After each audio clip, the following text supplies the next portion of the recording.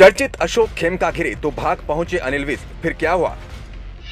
हरियाणा में भर्ती घोटाले की बात दो आईएएस अफसरों की लड़ाई में बदल गई।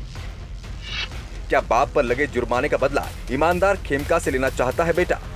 हरियाणा के गब्बर को ईमानदार अफसर खेमका का साथ भाग गया है। वो हर मोड़ पर खेमका की मदद करने के लिए बिल्कुल तैयार रहते हैं। जब खेमका पर भ्रष्टाचार के आरोप लगे तो गृह मंत्री खुद पंचकुला के थाने पहुंच गए और कहा कि अशोक खेमका की तरफ से भी एफआईआर दर्ज करो।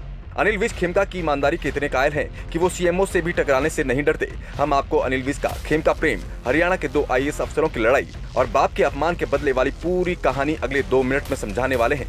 सबसे पहले ये समझिए कि इस कहानी की शुरुआत कहां से हुई।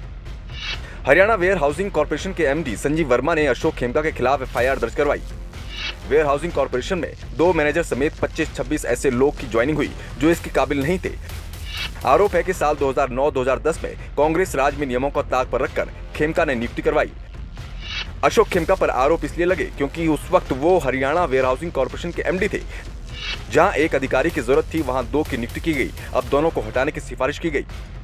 पीके गुप्ता एसएस रंधावा यूपी और पंजाब में है, जबकि इसके लिए हरियाणा का निवासी होना जरूरी शर्त थी। एचएसएससी ने ये भर्ती करवाने से इनकार किया, लेकिन खेमका ने स्पेशल परमिशन ले ली। यहीं वो गिरते नजर आए। आरटीआई एक्टिविस्ट रविंद्र ने जानकारी मांगी तो पूरी भर्ती प्रक्रिया की पोल खुल गई। जांच के आदेश दिए गए।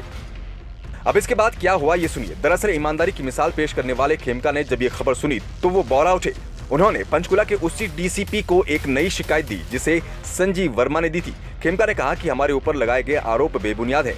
जब संजीव वर्मा हमारे जूनियर थे तब हमने इनकी शिकायत मुख्य सचिव से की थी, तभी से ये हमसे चिढ़ते हैं। और रही बात आरटीआई वाले रविंद्र कुमार की, तो रविंद्र के पिता लफेज सिंह पर हमने जुर्माना लगाया था, तभी से वो बदले की फिराक में है। लेकिन खेमका वाली एफआईआर पुलिस ने लिखी ही नहीं तो गृह मंत्री अनिल विज थाने पहुंच गए और कहा कि यहाँ तो आम आदमी की भी एफआईआर दर्ज होती है, फिर एक आईएएस अफसर की क्यों नहीं होगी। वैसे कहा यह भी जाता है कि अनिल विज खेमका जैसे अफसर को चाहते हैं, लेकिन सिस्टम उन्हें नहीं चाहता। उनकी ईमानदारी का अंदाजा आप इसी बात से लगा सकते हैं कि 29 साल के करियर में 54 तबादले हुए, मतलब 6 महीने से ज्यादा वो कहीं टिक नहीं पाए। अब भ्रष्टाचार के आरोपों पर आगे क्या होगा वो तो देखने वाली बात होगी, लेकिन सिस्टम में बदलाव वही अफसर कर सकते हैं जो ऐसे पंगे झेलने की ताकत रखें। टीम बदलाव।